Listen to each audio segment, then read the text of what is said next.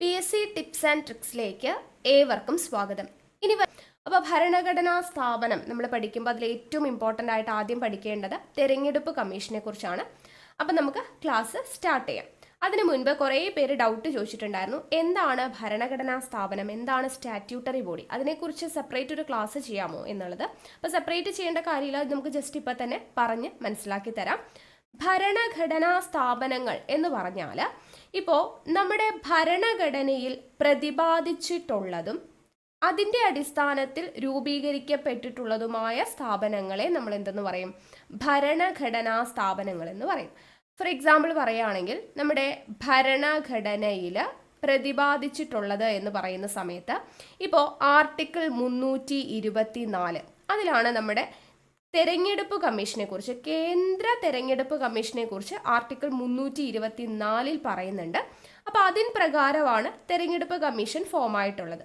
അതേപോലെ ആർട്ടിക്കിൾ 280 ഭരണഘടനയിൽ എന്തിനെ കുറിച്ച് പ്രതിപാദിക്കുന്നു?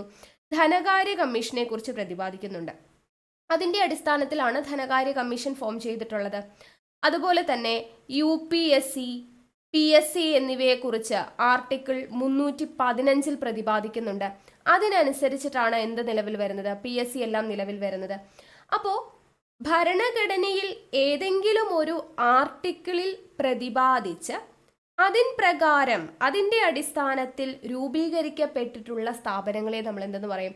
ഭരണഘടനാ സ്ഥാപനങ്ങൾ എന്ന് പറയും.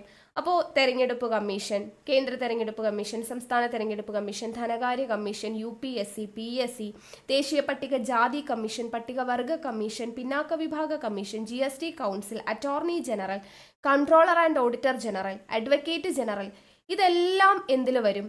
ഭരണഘടനാ സ്ഥാപനങ്ങളിൽ വരും. ഇതെല്ലാം തന്നെ നമ്മുടെ ഭരണഘടനയിൽ ഏതെങ്കിലും ഒരു ആർട്ടിക്കിളിൽ പ്രതിപാദിച്ച് അതിനനുസരിച്ച് രൂപം കൊണ്ടതാണ്. ക്ലിയർ ആണല്ലോ എന്താണ് ഭരണഘടനാ സ്ഥാപനങ്ങൾ എന്നുള്ളത്? ക്ലിയർ. ഇനി എന്താണ് അപ്പോൾ സ്റ്റാറ്റ്യൂട്ടറി ബോഡി? സ്റ്റാറ്റ്യൂട്ടറി ബോഡി എന്ന് വെച്ചാൽ നമ്മൾ പഠിച്ചിട്ടുണ്ട്, എന്താ? കേന്ദ്ര മനുഷ്യാവകാശ കമ്മീഷൻ, വിവരാവകാശ കമ്മീഷൻ, ഇതെല്ലാം സ്റ്റാറ്റ്യൂട്ടറി ബോഡിയാണ്. എന്തുകൊണ്ടാണ് അവയെ സ്റ്റാറ്റ്യൂട്ടറി ബോഡി എന്ന് പറയുന്നത്? അതിനെക്കുറിച്ച്, ഈ പറയുന്ന സ്ഥാപനങ്ങളെക്കുറിച്ച് നമ്മൾ ഒരിക്കലും ഭരണഘടനയിൽ എവിടെയും തന്നെ പ്രതിപാദിക്കുന്നില്ല. അവ രൂപം കൊള്ളുന്ന എങ്ങനെയാണ്? പാർലമെന്റിന്റെ ഏതെങ്കിലും നിയമം അനുസരിച്ച് രൂപം കൊണ്ടതിനെയാണ് നമ്മൾ എന്തെന്ന് പറയാ? സ്റ്റാറ്റ്യൂട്ടറി ബോഡി എന്ന് പറയാം.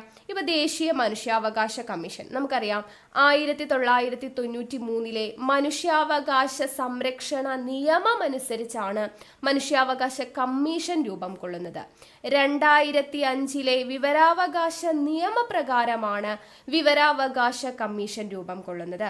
അതേപോലെ ദേശീയ ബാലാവകാശ കമ്മീഷൻ, ഗ്രീൻ ട്രൈബ്യൂണൽ, അതുപോലെ തന്നെ SEBI, securities and exchange board of India, ഉപഭോക്തൃ കമ്മീഷൻ, ഇതെല്ലാം എന്താണ്?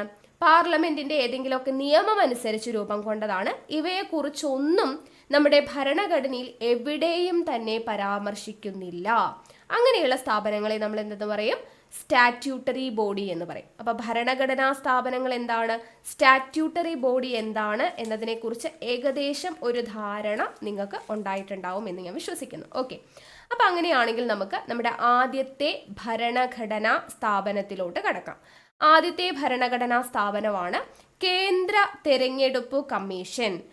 കേന്ദ്ര തെരഞ്ഞെടുപ്പ് കമ്മീഷനെ കുറിച്ച് പറയുന്നതിന് മുൻപ് നമ്മുടെ ഭരണഘടനയിൽ തെരഞ്ഞെടുപ്പിനെ കുറിച്ചും തെരഞ്ഞെടുപ്പ് കമ്മീഷനെ കുറിച്ചുമൊക്കെ പ്രതിപാദിക്കുന്ന ഭാഗം എത്രയാണ് എന്ന് ചോദിച്ചാൽ ഭാഗം 15 ആണ് കേട്ടോ. 15 ഭാഗം 15 കേന്ദ്ര തെരഞ്ഞെടുപ്പ് കമ്മീഷനെ കുറിച്ചും തെരഞ്ഞെടുപ്പിനെ കുറിച്ചുമെല്ലാം പ്രതിപാദിക്കുന്ന ഭാഗം എത്രയാ? ഭാഗം 15. അപ്പോൾ ഈ പറയുന്ന ഭാഗം 15 ആർട്ടിക്കിൾ എവിടം മുതൽ എവിടം വരെ? ആർട്ടിക്കിൾ 324 മുതൽ 329 വരെ ഉൾപ്പെടുന്നുണ്ട് ഈ ഒരു ഭാഗത്ത് കേട്ടോ.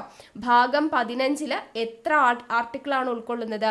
324 മുതൽ 329 വരെയുള്ള ആർട്ടിക്കിളുകൾ ഉൾപ്പെടുന്നുണ്ട്. അപ്പോൾ ഇവിടെയാണ് നമ്മൾ തെരഞ്ഞെടുപ്പിനെ കുറിച്ചും തെരഞ്ഞെടുപ്പ് കമ്മീഷനെ കുറിച്ചുമെല്ലാം പ്രതിപാദിക്കുന്നത്. അതിൽ കേന്ദ്ര തെരഞ്ഞെടുപ്പ് കമ്മീഷനെ കുറിച്ച് പ്രതിപാദിക്കുന്ന ആർട്ടിക്കിൾ ഏതാണ്? നമ്മൾ തൊട്ടു മുൻപ് പറഞ്ഞു, ആർട്ടിക്കിൾ 324. ആർട്ടിക്കിൾ 324 കേന്ദ്ര തെരഞ്ഞെടുപ്പ് കമ്മീഷനെ കുറിച്ച് പ്രതിപാദിക്കുന്നത്. ആർട്ടിക്കിൾ 324 കേന്ദ്ര തെരഞ്ഞെടുപ്പ് കമ്മീഷനെ കുറിച്ച് പ്രതിപാദിക്കുന്നത്. അത് കഴിഞ്ഞ് നമുക്ക് അവിടെ പഠിക്കാനുള്ള ഇമ്പോർട്ടൻ്റ് ആയിട്ടുള്ള ഒരു ആർട്ടിക്കിൾ ഉണ്ട്, 326 അല്ലെ, 324 329 ഇടയ്ക്ക് വരുന്ന ഏറ്റവും പ്രധാനപ്പെട്ട ഒരു ആർട്ടിക്കിളാണ് 326. എല്ലാവർക്കും അറിയുന്നതായിരിക്കും. ഇനി അറിയാത്തവരുണ്ടെങ്കിൽ ഇപ്പം തന്നെ പഠിച്ചേക്കൂ, PSCയുടെ സ്ഥിരം ചോദ്യമാണ്. 326 പറയുന്നത് എന്താ? വോട്ടവകാശത്തെ കുറിച്ച് പ്രതിപാദിക്കുന്നു അല്ലെ. പ്രായപൂർത്തി വോട്ടവകാശത്തെ കുറിച്ച് പ്രതിപാദിക്കുന്ന ആർട്ടിക്കിളാണ്. പ്രായപൂർത്തി വോട്ടവകാശത്തെ കുറിച്ച് പ്രതിപാദിക്കുന്ന ആർട്ടിക്കിൾ ഏതാണ്? ആർട്ടിക്കിൾ 326. അതായത് സ്ത്രീ പുരുഷ ഭേദമന്യേ എന്താ, എല്ലാവർക്കും 18 വയസ്സായി കഴിഞ്ഞാൽ എല്ലാവർക്കും വോട്ടവകാശമുണ്ട് എന്ന് പറയുന്ന ആർട്ടിക്കിളാണ് 326 എന്ന് പറയുന്നത്. അത് ഓർത്തിരിക്കുക. ഓക്കെ, അപ്പോൾ 326 അതുമായി ബന്ധപ്പെട്ട ഭേദഗതി നമ്മൾ പഠിച്ചു അല്ലെ. 61-ാം ഭേദഗതി നമ്മൾ പഠിച്ചു. 1989 വോട്ടവകാശത്തിനുള്ള പ്രായം 21 വയസ്സിൽ നിന്നും 18 വയസ്സാക്കി കുറച്ച ഭേദഗതിയാണ് 61-ാം ഭേദഗതി എന്നൊക്കെ നമ്മൾ പഠിച്ചിട്ടുണ്ടായിരുന്നു. ഓക്കെ, അപ്പോൾ അതൊക്കെ ഒന്ന് ഓർക്കുക. അപ്പോൾ 326 പ്രായപൂർത്തി വോട്ടവകാശത്തെ കുറിച്ച് പ്രതിപാദിക്കുന്നു. ഓക്കെ, ഇനി നമുക്ക് വീണ്ടും തെരഞ്ഞെടുപ്പ് കമ്മീഷനിലോട്ട് വരാം. അപ്പൊ കേന്ദ്ര തെരഞ്ഞെടുപ്പ് കമ്മീഷനെ കുറിച്ച് പ്രതിപാദിക്കുന്ന ആർട്ടിക്കിൾ 324. കേന്ദ്ര തെരഞ്ഞെടുപ്പ് കമ്മീഷൻ രൂപം കൊണ്ടത് എപ്പോഴാണ്? 1950 ജനുവരി 25. 1950 ജനുവരി 25 കേന്ദ്ര തെരഞ്ഞെടുപ്പ് കമ്മീഷൻ രൂപം കൊള്ളുന്നത്. ആ രൂപം കൊണ്ട ഈ ജനുവരി 25 എന്ന് പറയുന്ന ദിവസമാണ് നമ്മൾ നാഷണൽ വോട്ടേഴ്സ് ഡേ ആയിട്ട് ആചരിക്കുന്നത്. ദേശീയ സമ്മതിദായക ദിനം എന്നാണ് മലയാളത്തിൽ പറയുക. ദേശീയ സമ്മതിദായക ദിനം, നാഷണൽ വോട്ടേഴ്സ് ഡേ ആയിട്ട് ആചരിക്കുന്നത് ജനുവരി 25. അപ്പൊ കേന്ദ്ര തെരഞ്ഞെടുപ്പ് കമ്മീഷൻ രൂപം കൊണ്ടത് 1950 ജനുവരി 25. ആ ജനുവരി 25 നമ്മൾ ദേശീയ സമ്മതിദായക ദിനമായിട്ട് ആചരിക്കുന്നത് എന്നുള്ളത് ഓർത്തിരിക്കാം. ഇനി നമ്മുടെ സ്വതന്ത്ര ഇന്ത്യയിലെ ആദ്യത്തെ തെരഞ്ഞെടുപ്പ് കമ്മീഷണർ ആര്? സ്വതന്ത്ര ഇന്ത്യയിലെ ആദ്യത്തെ തെരഞ്ഞെടുപ്പ് കമ്മീഷണറാണ് സുകുമാർ സെൻ. സുകുമാർ സെൻ സ്വതന്ത്ര ഇന്ത്യയിലെ ആദ്യത്തെ തെരഞ്ഞെടുപ്പ് കമ്മീഷണർ ആര് എന്ന് ചോദിച്ചു കഴിഞ്ഞാൽ ആരാണ്? സുകുമാർ സെൻ ആണ് എന്നുള്ളത് ഓർത്തിരിക്കുക. ഈ കേന്ദ്ര തെരഞ്ഞെടുപ്പ് കമ്മീഷന്റെ ആസ്ഥാനം എവിടെയാ? രൂപം കൊണ്ടത് 1950 ജനുവരി 25 പറഞ്ഞു. ആസ്ഥാനം ചോദിച്ചു കഴിഞ്ഞാൽ നിർവാചൻ സദൻ. നിർവാചൻ സദനാണ് ആസ്ഥാനം. കേന്ദ്ര തെരഞ്ഞെടുപ്പ് കമ്മീഷന്റെ ആസ്ഥാനം എവിടെയാണ്? നിർവാചൻ സദനാണ്. നിർവാചൻ സദൻ. ഈ പൊതു തെരഞ്ഞെടുപ്പ് എന്ന് പറയുന്ന അല്ലെങ്കിൽ തെരഞ്ഞെടുപ്പ് കമ്മീഷൻ എന്നൊക്കെ പറയുന്ന ആശയം നമ്മൾ എവിടെ നിന്നാണ് ഉൾക്കൊണ്ടിട്ടുള്ളത്? എവിടെ നിന്ന് കടമെടുത്തിട്ടുള്ളതാണ്? പൊതു തെരഞ്ഞെടുപ്പ് അല്ലെങ്കിൽ തെരഞ്ഞെടുപ്പ് കമ്മീഷൻ എന്ന് പറയുന്ന ആശയം നമ്മൾ കടം കൊണ്ടിട്ടുള്ളത് ബ്രിട്ടന്റെ കയ്യിൽ നിന്നുമാണ്. ഓക്കെ, ബ്രിട്ടന്റെ കയ്യിൽ നിന്നും നമ്മൾ ആശയങ്ങൾ കടമെടുത്തത് കോഡ് ഉപയോഗിച്ച് പഠിച്ചിട്ടുണ്ടായിരുന്നു.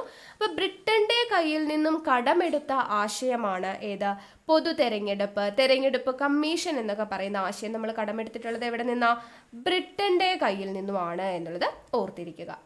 ഇനി കേന്ദ്ര തെരഞ്ഞെടുപ്പ് കമ്മീഷനിലെ അംഗങ്ങളുടെ എണ്ണം എത്ര? കേന്ദ്ര തെരഞ്ഞെടുപ്പ് കമ്മീഷനിലെ അംഗങ്ങളുടെ എണ്ണം 3 3 അംഗങ്ങളാണുള്ളത്. ആ 3 അംഗങ്ങളിൽ ഒരാള് മുഖ്യ തെരഞ്ഞെടുപ്പ് കമ്മീഷണർ, പിന്നെ ബാക്കി 2 തെരഞ്ഞെടുപ്പ് കമ്മീഷണർമാർ. ഒരു മുഖ്യ തെരഞ്ഞെടുപ്പ് കമ്മീഷണറും 2 തെരഞ്ഞെടുപ്പ് കമ്മീഷണർമാരും അടങ്ങുന്നതാണ് 3 പേരാണ് അങ്ങനെ ടോട്ടലായിട്ട് കേന്ദ്ര തെരഞ്ഞെടുപ്പ് കമ്മീഷനിൽ ഉള്ള അംഗങ്ങൾ എന്ന് പറയുന്നത്. പണ്ട് ഇത് ഒരാളായിരുന്നു. അതുകൊണ്ടാണ് നമ്മൾ സ്വതന്ത്ര ഇന്ത്യയിലെ ആദ്യത്തെ തെരഞ്ഞെടുപ്പ് കമ്മീഷണർ എന്നും പറഞ്ഞിട്ട് സുകുമാർ സെൻ എന്ന് പറഞ്ഞ് പഠിച്ചത്. മുൻപ് ഒരാളെ ഉണ്ടായിരുന്നുള്ളൂ. ഇപ്പോൾ 3 അംഗങ്ങളാണ് കേന്ദ്ര തെരഞ്ഞെടുപ്പ് കമ്മീഷനിൽ ഉള്ളത് എന്നുള്ളത് ഓർത്തിരിക്കുക. ഈ അംഗങ്ങളെയെല്ലാം നിയമിക്കുന്നത് ആരാ?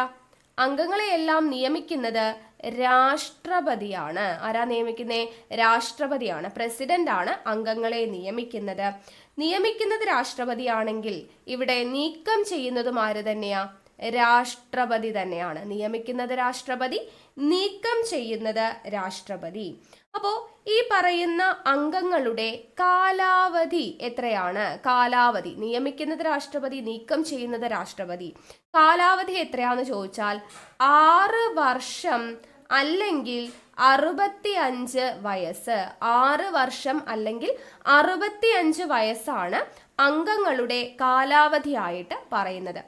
ഇനി നമ്മുടെ തെരഞ്ഞെടുപ്പ് കമ്മീഷനിലെ, കേന്ദ്ര തെരഞ്ഞെടുപ്പ് കമ്മീഷനിലെ മുഖ്യ തെരഞ്ഞെടുപ്പ് കമ്മീഷണർ എന്ന് പറയുന്നത് ആർക്ക് തതുല്യനാണ് എന്ന് ചോദിച്ചാൽ സുപ്രീം കോടതി ജഡ്ജിക്ക് തതുല്യനാണ്. സുപ്രീം കോടതി ജഡ്ജിക്ക് തതുല്യനായിട്ടുള്ള ആളായിരിക്കും മുഖ്യ തെരഞ്ഞെടുപ്പ് കമ്മീഷണർ എന്ന് പറയുന്നത്.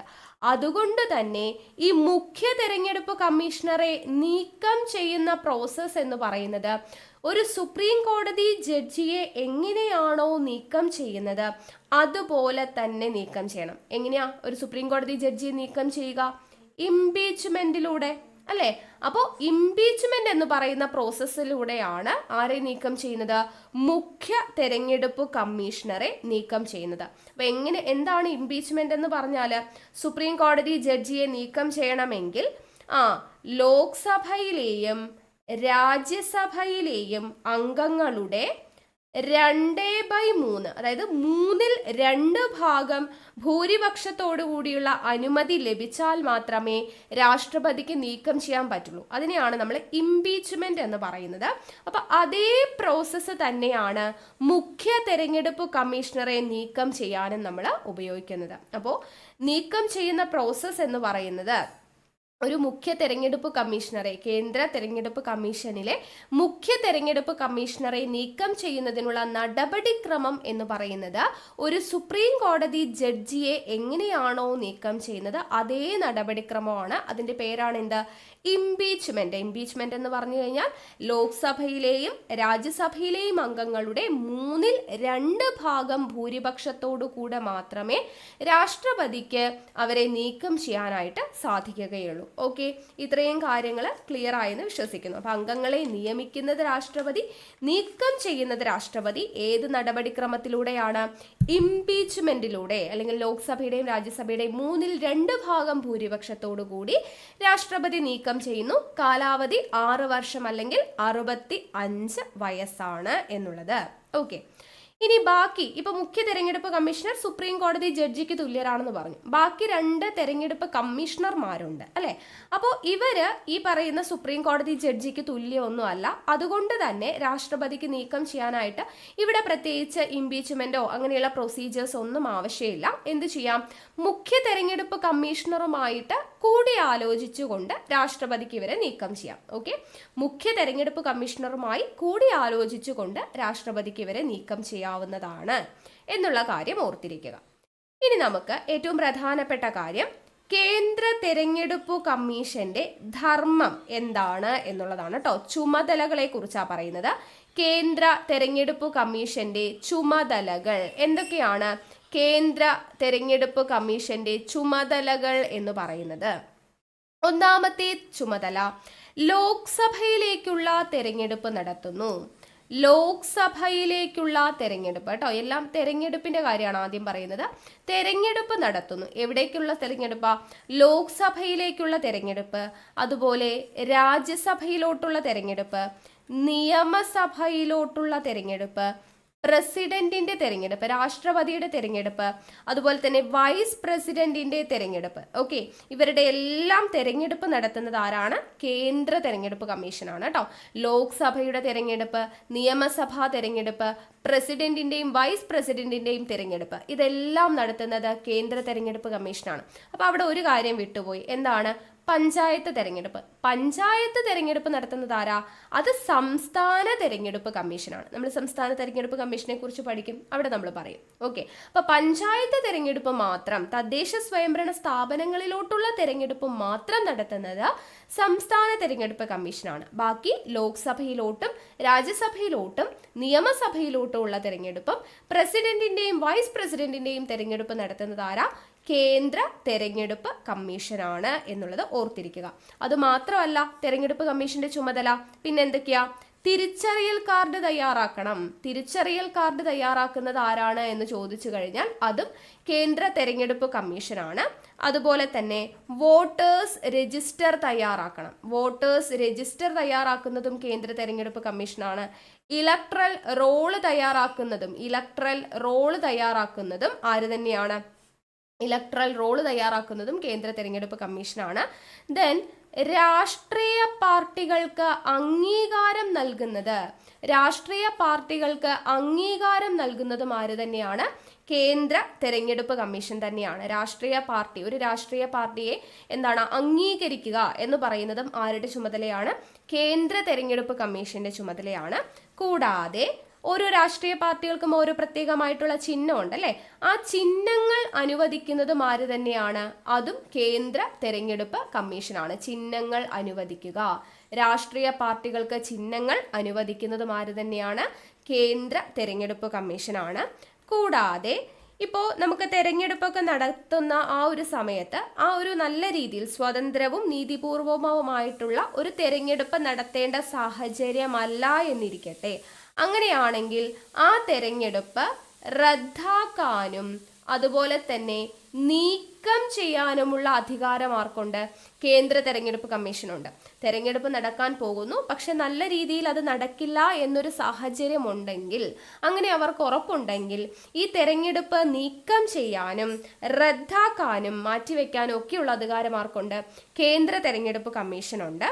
അതുപോലെ തന്നെ ഈ തെരഞ്ഞെടുപ്പുമായി ബന്ധപ്പെട്ട് ഒരുപാട് ചെലവുകൾ ഉണ്ടായിരിക്കും അല്ലെ, ഈ ചെലവിനെല്ലാം ഒരു പരിധി നിശ്ചയിക്കുക എന്ന് പറയുന്നതും ആരുടെ ചുമതലയാ? കേന്ദ്ര തെരഞ്ഞെടുപ്പ് കമ്മീഷന്റെ ചുമതലയാണ്. അപ്പോൾ ഒന്നുകൂടെ പറയാം, കേന്ദ്ര തെരഞ്ഞെടുപ്പ് കമ്മീഷന്റെ ചുമതലകളിൽ ഉൾപ്പെടുന്നത് ഉൾപ്പെടാത്തത് ഏത്?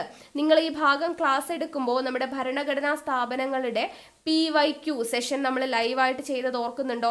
അപ്പോൾ നിങ്ങൾ എല്ലാവരും പറഞ്ഞിട്ടൊന്നും മനസ്സിലാവുന്നില്ല എന്നുള്ളത്. അപ്പോൾ അവിടെ നിങ്ങൾ ഈ ചോദ്യങ്ങളൊക്കെ കണ്ടിട്ടുണ്ടായിരിക്കും അല്ലെ.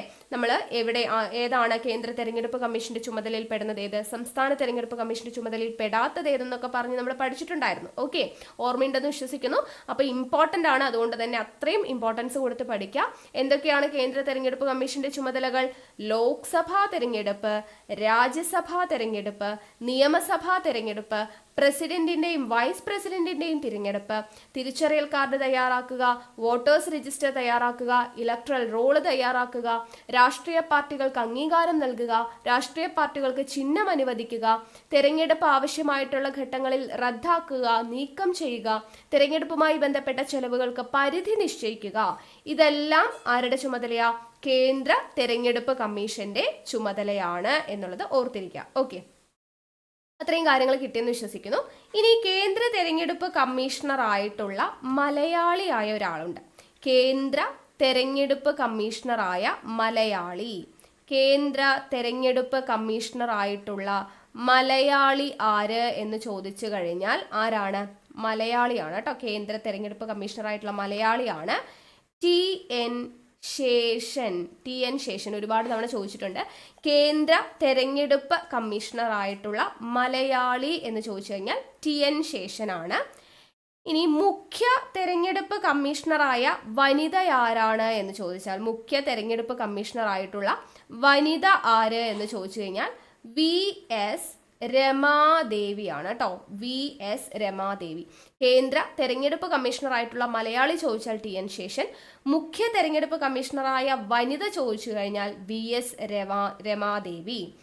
അപ്പൊ നമ്മുടെ ആപ്പ് ലോഞ്ച് ചെയ്ത വിവരം എല്ലാവരും അറിഞ്ഞു കാണും. PSC ടിപ്സ് ആൻഡ് ട്രിക്സ് എന്ന പേരിലുള്ള നമ്മുടെ സ്വന്തം ആപ്പാണ്. പ്ലേ സ്റ്റോറിൽ പോയി കഴിഞ്ഞാൽ നിങ്ങൾക്ക് സെർച്ച് ചെയ്ത് കഴിഞ്ഞാൽ ഡൗൺലോഡ് ചെയ്യാൻ പറ്റും. അപ്പൊ നമ്മൾ ഇപ്പോ ലോഞ്ച് ചെയ്തിരിക്കുന്ന പുസ്തകം എന്ന് പറയുന്നത് e-book എന്ന് പറയുന്നത് PSCയുടെ ഹോട്ട് ടോപ്പിക്സിന്റെ e-book ആണ്. നമ്മളിപ്പോ ക്വസ്റ്റ്യൻ പേപ്പേഴ്സ് ഒക്കെ ഡിസ്കസ് ചെയ്ത് PSC റിപ്പീറ്റഡ്ലി ചോദിക്കുന്ന ടോപ്പിക്സ് കണ്ടെത്തുന്നതാണ് ഹോട്ട് ടോപ്പിക്സ് അല്ലെ. അപ്പൊ അങ്ങനെയുള്ള 136ഓളം ഹോട്ട് ടോപ്പിക്സ് അടങ്ങുന്ന e-book ആണ് നമ്മുടെ ആപ്പിൽ ലോഞ്ച് ചെയ്തിട്ടുള്ളത്. അപ്പോൾ ഇത് വെറും 199 രൂപയ്ക്കാണ്. കുറെ പേര് ഡൗട്ട് ചോദിക്കുന്നുണ്ട് കേട്ടോ, കുറെ എൻക്വയറീസ് വരുന്നുണ്ട്. അപ്പൊ അവർക്ക് വേണ്ടിയിട്ടാണ് നമ്മൾ പറയുന്നത്. അപ്പൊ 199 രൂപയ്ക്കാണ് നമ്മൾ ഈ 136ഓളം ഹോട്ട് ടോപ്പിക്സ് വരുന്ന e-book കൊടുക്കുന്നത്. അപ്പൊ e-book നിങ്ങൾക്ക് ഓൺലൈനായും ഓഫ്ലൈനായും വായിച്ചു പഠിക്കാനുള്ള സൗകര്യമുണ്ട്. കൂടാതെ നിങ്ങൾക്ക് ഓഡിയോ അവൈലബിൾ ആയിരിക്കും. ഓക്കെ, കേട്ടു പഠിക്കാവുന്നതാണ്. ജോലി തിരക്കുകൾക്കിടയിലോ ബസ് യാത്രക്കിടയിലോ ഡ്രൈവിങ്ങിനിടയിലോ ഒക്കെ നിങ്ങൾക്ക് കേട്ടു പഠിക്കാനുള്ള സൗകര്യമുണ്ട്. ഓക്കെ അല്ലേ? അപ്പൊ 199 രൂപയുള്ളൂ. ഇതിനെപ്പറ്റി എന്തെങ്കിലും ഡൗട്ട് ഉണ്ട് എന്നുണ്ടെങ്കിൽ, ആപ്പിനെ കുറിച്ചുള്ള ഡൗട്ട്സ് എന്തെങ്കിലും ഉണ്ട് എന്നുണ്ടെങ്കിൽ നിങ്ങൾക്ക് ദേ ഈ കാണുന്ന വാട്സ്ആപ്പ് നമ്പറിൽ മെസ്സേജ് ചെയ്ത് ചോദിച്ചാൽ മതി. ഹെൽപ്പ് ആൻഡ് സപ്പോർട്ടിന്റെ നമ്പർ ആണ്. അപ്പൊ ഇതിലേക്ക് മെസ്സേജ് ചെയ്ത് ചോദിച്ചു കഴിഞ്ഞാൽ ഡൗട്ട്സ് എല്ലാം നിങ്ങൾക്ക് ക്ലിയർ ചെയ്ത് തരും കേട്ടോ. ഓക്കെ, പിന്നെ ഇതിന്റെ ഒരു പ്രത്യേകത, നിങ്ങൾ ഈ 199 രൂപ കൊടുത്ത് വാങ്ങിച്ചു കഴിഞ്ഞാലും പിന്നീട് ഇനി നടക്കുന്ന പരീക്ഷകളിലൊക്കെ ആവർത്തിച്ച് ചോദിക്കുന്ന ഹോട്ട് ടോപ്പിക്സ് ഉണ്ടല്ലോ, അത് നമ്മളിവിടെ അപ്ഡേറ്റ് ചെയ്യുന്നതായിരിക്കും. 136 എന്നുള്ള നമ്പേഴ്സ് കൂടും. ഓക്കെ, ഹോട്ട് ടോപ്പിക്സ് ഇനി വീണ്ടും റിപ്പീറ്റഡ്ലി ചോദിക്കുന്ന ടോപ്പിക്സ് പുതിയതായിട്ട് ആഡ് ചെയ്യണം എന്നുണ്ടെങ്കിൽ ഇതിന്റെ കൂടെ ആഡ് ഓൺ ആവും. നിങ്ങൾക്ക് അതിൽ ഉടനെ തന്നെ അപ്ഡേറ്റ് ചെയ്യുന്നതായിരിക്കും. ഓക്കെ അല്ലേ? പിന്നെ കുറെ പേര് iOS അവൈലബിൾ ആണോ എന്ന് ചോദിക്കുന്നുണ്ട്. ഇപ്പൊ നിലവിൽ ആൻഡ്രോയിഡിൽ മാത്രമേ ഉള്ളൂ. iOS എന്നുള്ളത് നിലവിൽ വർക്കിങ്ങിലാണ് കേട്ടോ. അപ്പൊ അത് ഉടനെ തന്നെ അപ്ഡേറ്റ് ആവും. അത് നിങ്ങളെ അറിയിക്കാം. പിന്നെ നമ്മുടെ ആപ്പില് എല്ലാ സൺഡേ, ഓക്കെ, എല്ലാ ഞായറാഴ്ചയും വൈകുന്നേരം 5 മണിക്ക് നമ്മുടെ യൂട്യൂബിലൂടെ നമ്മൾ പ്രൊവൈഡ് ചെയ്യുന്ന ഹോട്ട് ടോപ്പിക്സിന്റെ ക്ലാസ്സിൽ നിന്നുള്ള ടെസ്റ്റ് നിങ്ങൾക്ക് ഫ്രീ ആയിട്ട് അറ്റൻഡ് ചെയ്യാനുള്ള സൗകര്യമുണ്ട്. അപ്പൊ അത് നിങ്ങൾക്ക് ആപ്പ് ഇൻസ്റ്റാൾ ചെയ്ത് കഴിഞ്ഞാൽ ഫ്രീ ടെസ്റ്റ് അറ്റൻഡ് ചെയ്യാൻ പറ്റും. എല്ലാ സൺഡേസും നമ്മൾ അപ്ലോഡ് ചെയ്യും. പിന്നെ എന്ന് വേണമെങ്കിലും നിങ്ങൾക്ക് week 1 week 2 എന്ന് പറഞ്ഞിട്ട് അവിടെ ടെസ്റ്റ് കിടപ്പുണ്ടാവും. അത് നിങ്ങൾക്ക് ചെയ്ത് നോക്കാവുന്നതാണ് കേട്ടോ. ഒരു പരീക്ഷ പോലെ ക്വിസിൽ തെറ്റിയ സാധനങ്ങൾ ശരിയായിട്ടുണ്ടോ അല്ലെങ്കിൽ തെറ്റിയത് ഏതാണെന്നുള്ളത് അറിയാനുള്ളതും നമ്മൾ വർക്കിങ്ങിലാണ്. അതും ഉടനെ തന്നെ അപ്ഡേറ്റ് ആകും. അപ്പൊ നിങ്ങൾക്ക് നിങ്ങൾ തെറ്റിച്ച ചോദ്യം ഏതാണ്, അതിന്റെ ശരിയുത്തരം എന്താണെന്നുള്ളതും കൂടെ അറിയാനുള്ള ഓപ്ഷനും കൂടെ ഉടനെ തന്നെ വരുന്നതാണ്. ഓക്കെ അല്ലേ? കുറെ പേര് നമുക്ക് എൻക്വയറി ഇങ്ങനെ വന്നുകൊണ്ടിരിക്കുന്നുണ്ട്, ഡൗട്ട്സ് ചോദിക്കുന്നുണ്ട്. അപ്പൊ അവർക്ക് വേണ്ടിയിട്ടാണ് ഇതൊന്ന് പറഞ്ഞത്. വേറെ ഫോണിൽ നിന്ന് ക്യാഷ് അടയ്ക്കാൻ പറ്റും കേട്ടോ. അതർ പേയ്മെന്റ് ഓപ്ഷൻ ഉണ്ട്. അപ്പൊ അതിന്റെ കാര്യങ്ങൾ ഉണ്ടെങ്കിൽ ഈ വാട്സ്ആപ്പ് നമ്പറിൽ ഒന്ന് നിങ്ങൾ മെസ്സേജ് ചെയ്ത് ചോദിച്ചാൽ മതി. അപ്പൊ എങ്ങനെയാണ് അത് പേയ്മെന്റ് ചെയ്യേണ്ടത് എന്നുള്ളത് അവർ നിങ്ങൾക്ക് ക്ലിയർ ആയിട്ട് പറഞ്ഞു തരും. ഓക്കെ അല്ലേ? SCERT ടെക്സ്റ്റ് അടുത്തത് നമ്മുടെ ലോഞ്ച് ചെയ്യാൻ വേണ്ടി പോകുന്ന പുസ്തകം എന്ന് പറയുന്നത് ന്യൂ SCERT ആണ് കേട്ടോ. ന്യൂ SCERT കറണ്ട് അഫയേഴ്സും ആണ്. അപ്പൊ അതിൽ ന്യൂ SCERTയുടെ പുസ്തകം നമ്മൾ കമ്മിങ് സൂൺ എന്ന് ഇട്ടിട്ടുണ്ട്. ഓൺ വർക്കിങ്ങിലാണ്. അപ്പൊ എന്റെ മേൽനോട്ടത്തിൽ തന്നെയാണ് ഈ ന്യൂ SCERTയുടെ പണിയൊക്കെ നടക്കുന്നത്. കുറച്ച് വൈകിയാലും ലേറ്റാ വന്നാലും ലേറ്റസ്റ്റാ വരുവേ എന്ന് പറയുന്നത് പോലെ കുറച്ച് വൈകിയാലും നിങ്ങൾക്ക് നല്ല കണ്ടന്റ് നിങ്ങൾക്ക് തരണം എന്നുള്ളതാണ്. 5 മുതൽ 10 വരെയുള്ള ബേസിക് സയൻസും സോഷ്യൽ സയൻസും ഒരുമിച്ചുള്ള ഒരു ബുക്കായിരിക്കും. പുറത്തുനിന്ന് വാങ്ങിക്കുന്നതിനേക്കാളും ഇതേപോലെ തന്നെ റീസണബിൾ ആയിട്ടുള്ള പ്രൈസിലായിരിക്കും നമ്മൾ നൽകുന്നുണ്ടാവുക. അപ്പൊ അതുകൊണ്ട് എല്ലാവരും വെയിറ്റ് ചെയ്യുക. കുറച്ച് വൈകിയാലും നല്ല വൈകത്തില്ല കേട്ടോ, പെട്ടെന്ന് തന്നെ ഇറക്കും. അപ്പൊ എന്തായാലും ഇറങ്ങുമ്പോൾ നല്ല അടിപൊളിയായിട്ടുള്ള ഒരു ബുക്കായിരിക്കും നിങ്ങൾക്ക് എന്തായാലും കിട്ടുക, കണ്ടന്റ് വൈസ് നോക്കുമ്പോൾ. ഓക്കെ, നമ്മുടെ ക്ലാസ് കാണുന്ന എല്ലാവർക്കും അറിയാം എങ്ങനെയാണ് നമ്മുടെ ക്ലാസ്സും കണ്ടന്റും എന്നുള്ളത്. അതിനനുസരിച്ചിട്ടുള്ള ഒരു ബുക്കായിരിക്കും. അപ്പൊ എല്ലാവരും വെയിറ്റ് ചെയ്ത് കാണാം. ഓക്കെ അല്ലേ? അപ്പൊ പർച്ചേസ് ചെയ്തിട്ടില്ലാത്തവരെ ഹോട്ട് ടോപ്പിക്സിന്റെ ഈ ബുക്ക് പർച്ചേസ് ചെയ്തോളൂ. 199 രൂപയ്ക്ക് തീർച്ചയായിട്ടും വർത്ത് ആയിട്ടുള്ള സാധനമാണ്. അപ്പൊ ഓൾറെഡി പർച്ചേസ് ചെയ്തിട്ടുള്ളവര് നിങ്ങളുടെ കമന്റ്സ് കേട്ടോ, നിങ്ങളുടെ അഭിപ്രായങ്ങൾ ഈ പറയുന്ന ക്ലാസിന്റെ താഴെ ഒന്ന് കമന്റ് ചെയ്യുക. അപ്പൊ പുതുതായിട്ട് വരുന്നവർക്ക് ഈ അഭിപ്രായങ്ങളൊക്കെ നോക്കി റിവ്യൂസ് ഒക്കെ, അതുപോലെ പ്ലേ സ്റ്റോറിൽ റിവ്യൂസ് ഇടുക. അപ്പൊ നിങ്ങൾക്ക് ആ റിവ്യൂസ് ഒക്കെ കണ്ടിട്ട് വാങ്ങിക്കാൻ പറ്റും കേട്ടോ. സംസ്ഥാന തെരഞ്ഞെടുപ്പ് കമ്മീഷൻ. അപ്പൊ നമുക്ക് നോക്കാം. സംസ്ഥാന തെരഞ്ഞെടുപ്പ് കമ്മീഷൻ എന്ന് പറയുമ്പോൾ ഫസ്റ്റ് തന്നെ നമ്മൾ പറഞ്ഞു, അവിടെ ചുമതല പറഞ്ഞപ്പോൾ തദ്ദേശ സ്വയംഭരണ സ്ഥാപനങ്ങളിലോട്ടുള്ള തെരഞ്ഞെടുപ്പ് നടത്തുക എന്നതാണ് സംസ്ഥാന തെരഞ്ഞെടുപ്പ് കമ്മീഷന്റെ മെയിൻ ആയിട്ടുള്ള ഫംഗ്ഷൻ. ഓക്കെ, തദ്ദേശ സ്വയംഭരണ സ്ഥാപനങ്ങളിലോട്ട് തെരഞ്ഞെടുപ്പ് നടത്തുന്നത് ആര് എന്ന് ചോദിച്ചു കഴിഞ്ഞാൽ ആരാണ്? സംസ്ഥാന തെരഞ്ഞെടുപ്പ് കമ്മീഷനാണ്. ഈ സംസ്ഥാന തെരഞ്ഞെടുപ്പ് കമ്മീഷനുമായി ബന്ധപ്പെട്ടിട്ടുള്ള ഭാഗം ചോദിച്ചു കഴിഞ്ഞാൽ എത്രയാണ് എന്ന് ചോദിച്ചു കഴിഞ്ഞാൽ 9 പാർട്ട് 9 പ്രതിപാദിക്കുന്നത്. ആർട്ടിക്കിൾ ചോദിച്ചു കഴിഞ്ഞാൽ 243 കെയും അതുപോലെ 243 സെഡ് എയും 2 ആർട്ടിക്കിൾ ഉണ്ട്. അതിൽ ചിലപ്പോൾ നമ്മളോട് മിക്കവാറും ചോദിക്കുന്നത് 243 കെ ആണ്. രണ്ടും പഠിച്ചു വെച്ചേക്കാം കേട്ടോ. അപ്പൊ പാർട്ട് 9 കേട്ടോ, ഭാഗം 9 സംസ്ഥാന തെരഞ്ഞെടുപ്പ് കമ്മീഷനുമായി ബന്ധപ്പെട്ടുള്ള ഭാഗം 9. ആർട്ടിക്കിൾ ചോദിച്ചാൽ 243 കെയും 243 സെഡ് എയുമാണ് എന്നുള്ളത് ഓർത്തിരിക്കുക. ഈ സംസ്ഥാന തെരഞ്ഞെടുപ്പ് കമ്മീഷൻ ഭരണഘടനയിൽ കൂട്ടിച്ചേർത്തത് ഏതൊക്കെ ഭേദഗതി പ്രകാരമാണ്? 73, 74 എന്നീ 2 ഭേദഗതികൾ പ്രകാരമാണ് നമ്മുടെ സംസ്ഥാന തെരഞ്ഞെടുപ്പ് കമ്മീഷൻ ഭരണഘടനയിൽ കൂട്ടിച്ചേർക്കുന്നത് എന്നുള്ളത് ഓർത്തിരിക്കുക. ഈ അംഗങ്ങളുടെ എണ്ണം, സംസ്ഥാന തെരഞ്ഞെടുപ്പ് കമ്മീഷനിലെ അംഗങ്ങളുടെ എണ്ണം നിശ്ചയിക്കുന്നത് ആരാ? ഗവർണർ ആണ് കേട്ടോ.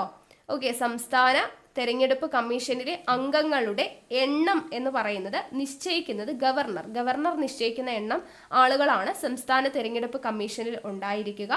ഇവരുടെ കാലാവധി എന്ന് പറയുന്നത് 5 വർഷം അല്ലെങ്കിൽ 65 വയസ്സാണ്. 5 വർഷം അല്ലെങ്കിൽ 65 വയസ്സാണ് ഇവരുടെ കാലാവധി. ഇവരെ നിയമിക്കുന്നത് ആരാന്ന് ചോദിച്ചാലും ആരാ? ഗവർണറാണ്. അംഗങ്ങളുടെ എണ്ണം തീരുമാനിക്കുന്നത് ഗവർണറാണ്, നിയമിക്കുന്നത് ഗവർണറാണ് എന്നുള്ളത് ഓർത്തിരിക്കുക. ഇനി എന്നാണ് സംസ്ഥാന തെരഞ്ഞെടുപ്പ് കമ്മീഷൻ നിലവിൽ വരുന്നത്? 1993 ഡിസംബർ 3-നാണ്. 1993 ഡിസംബർ 3-നാണ് സംസ്ഥാന തെരഞ്ഞെടുപ്പ് കമ്മീഷൻ നിലവിൽ വരുന്നത്. ഈ സംസ്ഥാന തെരഞ്ഞെടുപ്പ് കമ്മീഷനിലുള്ള സംസ്ഥാന മുഖ്യ തെരഞ്ഞെടുപ്പ് കമ്മീഷണർ ഉണ്ടല്ലോ, അദ്ദേഹം ഹൈക്കോടതി ജഡ്ജിക്ക് തുല്യമായിരിക്കും. ആർക്ക് തുല്യമായിരിക്കും? ഹൈക്കോടതി ജഡ്ജിക്ക്. അവിടെ നമ്മൾ പറഞ്ഞു കേന്ദ്ര തെരഞ്ഞെടുപ്പ് കമ്മീഷനിലെ മുഖ്യ തെരഞ്ഞെടുപ്പ് കമ്മീഷണർ സുപ്രീം കോടതി ജഡ്ജിക്ക് തുല്യമായിരിക്കുമെന്ന്. ഇവിടെ സംസ്ഥാന മുഖ്യ തെരഞ്ഞെടുപ്പ് കമ്മീഷണർ ഹൈക്കോടതി ജഡ്ജിക്ക് തുല്യമായിരിക്കും. അപ്പോൾ എങ്ങനെയായിരിക്കും നമ്മൾ നീക്കം ചെയ്യുന്നതും ഒരു ഹൈക്കോടതി ജഡ്ജിയെ എങ്ങനെ നീക്കം ചെയ്യുന്നോ അതേപോലെ, അതായത് ഇംപീച്ച്മെന്റിലൂടെ തന്നെയാണ് ആരെയും നീക്കം ചെയ്യുന്നത്? സംസ്ഥാന മുഖ്യ തെരഞ്ഞെടുപ്പ് കമ്മീഷണറെ നീക്കം ചെയ്യുന്നതും ഇംപീച്ച്മെന്റിലൂടെയാണ്. ഇംപീച്ച്മെന്റ് എന്ന് പറയുമ്പോൾ ലോക്സഭയിലെയും രാജ്യസഭയിലെയും അംഗങ്ങളുടെ 2/3 ഭാഗം ഭൂരിപക്ഷത്തോടു കൂടി മാത്രമേ നീക്കം ചെയ്യാനായിട്ട് പറ്റത്തുള്ളൂ എന്നുള്ള കാര്യം ഓർത്തിരിക്കുക. ഓക്കെ, അപ്പോൾ അതും ഇമ്പോർട്ടൻ്റ് ആണ്. ഇനി ചുമതലകൾ എന്തൊക്കെയാണ്? സംസ്ഥാന തെരഞ്ഞെടുപ്പ് കമ്മീഷന്റെ ചുമതലകൾ നമ്മൾ പറഞ്ഞു. തദ്ദേശ സ്വയംഭരണ സ്ഥാപനങ്ങളിലോട്ട് തെരഞ്ഞെടുപ്പ് നടത്തുന്നു എന്ന് പറഞ്ഞല്ലേ. അപ്പോൾ തദ്ദേശ സ്വയംഭരണ സ്ഥാപനങ്ങളിലോട്ടുള്ള തെരഞ്ഞെടുപ്പ് എന്ന് പറയുന്നത് ചുമതലയാണ്. തദ്ദേശ സ്വയംഭരണ സ്ഥാപനങ്ങളിലോട്ടുള്ള തെരഞ്ഞെടുപ്പ് എന്ന് പറയുന്നത് ഒരു ചുമതലയാണ്. ചുമതലകളിൽ വരുന്നതാണ് പറയുന്നത് ചുമതല. ഓക്കെ, ഇനി രണ്ടാമത്തെ ചുമതല എന്താണ് എന്ന് ചോദിച്ചു കഴിഞ്ഞാൽ 5 വർഷ കാലാവധി പൂർത്തിയാവുന്ന സമയത്ത് തെരഞ്ഞെടുപ്പ് നടത്തണം അല്ലെ. ഓരോ 5 വർഷം കഴിയുമ്പോഴും പുതിയ തെരഞ്ഞെടുപ്പ് നടത്തണം. അപ്പോൾ 5 വർഷത്തെ കാലാവധി കഴിയുമ്പോൾ വീണ്ടും എന്ത് ചെയ്യണം? ഇലക്ഷൻ നടത്തണം, തെരഞ്ഞെടുപ്പ് നടത്തണം. അത് ആരുടെ ചുമതലയാ? സംസ്ഥാന തെരഞ്ഞെടുപ്പ് കമ്മീഷന്റെ ചുമതലയാണ്. അതുപോലെ തന്നെ അംഗങ്ങളുടെ ഒഴിവ് എന്തെങ്കിലും ഉണ്ടായിട്ടുണ്ടെങ്കിൽ അത് നികത്താൻ വേണ്ടിയിട്ട് ഉപതെരഞ്ഞെടുപ്പ് നടത്തുക എന്ന് പറയുന്നത് സംസ്ഥാന തെരഞ്ഞെടുപ്പ് കമ്മീഷന്റെ ചുമതലയാണ് കേട്ടോ. അംഗങ്ങളുടെ ഒഴിവൊക്കെ വന്നിട്ടുണ്ടെങ്കിൽ അത് നികത്താനായിട്ട് ഉപതെരഞ്ഞെടുപ്പ് നടത്തുക. അതുപോലെ തന്നെ അധ്യക്ഷന്മാർക്കും ഉപാധ്യക്ഷന്മാർക്കും സ്റ്റാൻഡിംഗ് കമ്മിറ്റി ചെയർമാൻമാർക്കും ഒക്കെ എതിരെയുള്ള അവിശ്വാസ പ്രമേയം സംബന്ധിച്ചിട്ടുള്ള നടപടികൾ നോക്കുന്നത് ഈ സംസ്ഥാന തെരഞ്ഞെടുപ്പ് കമ്മീഷൻ നിർദ്ദേശിക്കുന്ന ഉദ്യോഗസ്ഥനായിരിക്കും. ഓക്കെ, അധ്യക്ഷന്മാരുണ്ടായിരിക്കും, ഉപാധ്യക്ഷന്മാരുണ്ടായിരിക്കും, അതുപോലെ തന്നെ സ്റ്റാൻഡിംഗ് കമ്മിറ്റി ചെയർമാൻ ഉണ്ടായിരിക്കും. ഇവർക്കെതിരെയൊക്കെ അവിശ്വാസ പ്രമേയം കൊണ്ടുവന്നിട്ടുണ്ട് എന്നുണ്ടെങ്കിൽ അത് സംബന്ധിച്ചിട്ടുള്ള നടപടിക്രമങ്ങൾ നടത്തുന്നത് ആരാണ്? സംസ്ഥാന തെരഞ്ഞെടുപ്പ് കമ്മീഷൻ നിർദ്ദേശിക്കുന്ന ഒരു ഉദ്യോഗസ്ഥനായിരിക്കും. സംസ്ഥാന തെരഞ്ഞെടുപ്പ് കമ്മീഷൻ നിർദ്ദേശിക്കുന്ന ഒരു ഉദ്യോഗസ്ഥനായിരിക്കും ഇവർക്കെതിരെയുള്ള അവിശ്വാസ പ്രമേയത്തിന്മേലുള്ള സംബന്ധിച്ചിട്ടുള്ള നടപടികളെല്ലാം നടത്തുന്നത്. പിന്നെ തെരഞ്ഞെടുപ്പ് കണക്കുകൾ സംസ്ഥാന തെരഞ്ഞെടുപ്പ് കമ്മീഷൻ ചുമതലപ്പെടുത്തിയ ഉദ്യോഗസ്ഥൻ യഥാസമയം സമർപ്പിക്കുന്നതിൽ വീഴ്ച വരുത്തിയിട്ടുണ്ടെങ്കിൽ അവരെ അയോഗ്യരാക്കാനുള്ള അധികാരം ആർക്കുണ്ട്? സംസ്ഥാന തെരഞ്ഞെടുപ്പ് കമ്മീഷനുണ്ട്. തെരഞ്ഞെടുപ്പിന്റെ കണക്കുകളെല്ലാം സംസ്ഥാന തെരഞ്ഞെടുപ്പ് കമ്മീഷൻ ഒരാളെ ചുമതലപ്പെടുത്തിയിട്ടുണ്ടായിരിക്കും. അപ്പൊ അദ്ദേഹം യഥാസമയത്ത് ആ കണക്കുകൾ ഒന്നും സമർപ്പിക്കുന്നില്ല, അതിലെന്തെങ്കിലും വീഴ്ച വരുത്തിയിട്ടുണ്ടെന്നുണ്ടെങ്കിൽ അവരെ അയോഗ്യരാക്കുന്നതിനുള്ള അധികാരം ആർക്കുണ്ട്? സംസ്ഥാന തെരഞ്ഞെടുപ്പ് കമ്മീഷനുണ്ട്. ഓക്കെ, അപ്പോൾ ഇത്രയും കാര്യങ്ങളാണ് നമ്മുടെ സംസ്ഥാന തെരഞ്ഞെടുപ്പ് കമ്മീഷന്റെ ചുമതലകളിൽ വരുന്നത്. തദ്ദേശ സ്വയംഭരണ സ്ഥാപനങ്ങളിലോട്ടുള്ള തെരഞ്ഞെടുപ്പ് 5 വർഷ കാലാവധി പൂർത്തിയാവുന്ന സമയത്ത് സംസ്ഥാന തെരഞ്ഞെടുപ്പ് കമ്മീഷനിൽ ഓരോ അംഗങ്ങളുടെയും കാലാവധി 5 വർഷം കൂടുമ്പോൾ പൂർത്തിയാവും. അപ്പോൾ അതിനനുസരിച്ച് മറ്റു തെരഞ്ഞെടുപ്പുകൾ വീണ്ടും നടത്തുക. അംഗങ്ങളുടെ ഒഴിവ് വന്നിട്ടുണ്ടെങ്കിൽ അത് നികത്താനായിട്ട് ഉപതെരഞ്ഞെടുപ്പ് നടത്തുക. അധ്യക്ഷന്മാർക്കും ഉപാധ്യക്ഷന്മാർക്കും അതുപോലെ തന്നെ സ്റ്റാൻഡിംഗ് കമ്മിറ്റി ചെയർമാൻമാർക്കും ഒക്കെ എതിരെ അവിശ്വാസ പ്രമേയം വന്നിട്ടുണ്ടെങ്കിൽ അതിനുള്ള നടപടിക്രമങ്ങൾ നോക്കുന്നത് സംസ്ഥാന തെരഞ്ഞെടുപ്പ് കമ്മീഷൻ ചുമതലപ്പെടുത്തുന്ന ഉദ്യോഗസ്ഥനാണ്. ഇനി തെരഞ്ഞെടുപ്പ് കണക്കുകളെല്ലാം നിർവഹിക്കാനായിട്ട് ഒരു ഉദ്യോഗസ്ഥനെ ചുമതലപ്പെടുത്തിയിട്ടുണ്ട്, പക്ഷെ അയാൾ അതിൽ വീഴ്ച വരുത്തിയിട്ടുണ്ട് എന്നുണ്ടെങ്കിൽ അയാളെ അയോഗ്യനാക്കുന്നതിനുള്ള അധികാരം ആർക്കുണ്ട്? സംസ്ഥാന തെരഞ്ഞെടുപ്പ് കമ്മീഷൻ ഉണ്ട് എന്നുള്ളത് ഓർത്തിരിക്കുക. ഓക്കെ, ഇനി ആദ്യത്തെ സംസ്ഥാന ഇലക്ഷൻ കമ്മീഷണർ ആര്? ആദ്യത്തെ സംസ്ഥാന ഇലക്ഷൻ കമ്മീഷണർ ആണ് MSK Ramaswamy IAS. MSK Ramaswamy IAS ആണ് ആദ്യത്തെ സംസ്ഥാന ഇലക്ഷൻ കമ്മീഷണർ എന്ന് പറയുന്നത്. ഓക്കെ, അതുപോലെ തന്നെ നിലവിൽ 7ാമത്തെ ആളാണ് അല്ലെ. അപ്പൊ തൊട്ട് പുറകിലുള്ള 6 പേരെ ഒന്ന് ഓർത്തിരിക്കുക. ആദ്യത്തെ ആള് MSK രാമസ്വാമി IAS, രണ്ടാമത്തെ ആള് MS Joseph IAS, MS Joseph IAS, മൂന്നാമത്തെ ആള് N മോഹൻദാസ്, നാലാമത്തെ ആള് P കമാൽകുട്ടി IAS, ദെൻ അഞ്ചാമത്തെ ആള് ഓക്കെ 1 2 3 4 ഓക്കെ അഞ്ചാമത്തെ ആള് K ശശിധരൻ നായർ,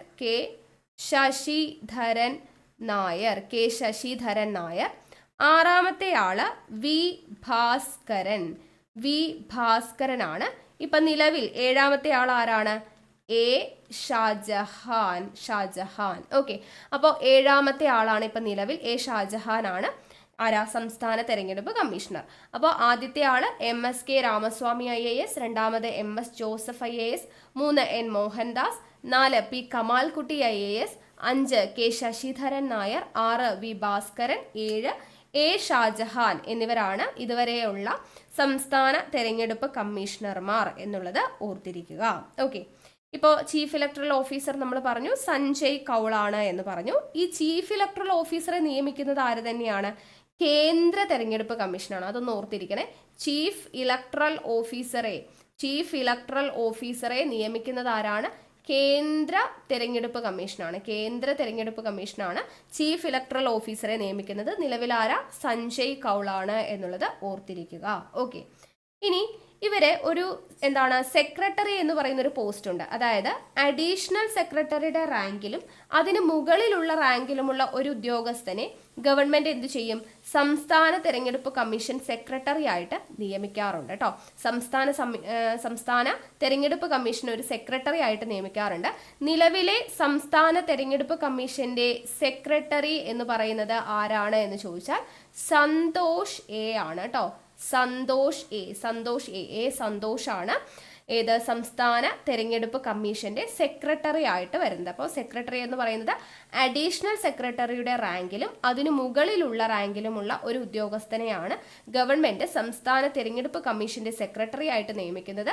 നിലവിലെ സെക്രട്ടറി എന്ന് പറയുന്നത് സന്തോഷ് A ആണ്. ഓക്കെ, അപ്പൊ ഇത്രയും കാര്യങ്ങളാണ് കേന്ദ്ര തെരഞ്ഞെടുപ്പ് കമ്മീഷനെ കുറിച്ചും സംസ്ഥാന തെരഞ്ഞെടുപ്പ് കമ്മീഷനെ കുറിച്ചും നമുക്ക് പഠിക്കാനായിട്ടുള്ളത്.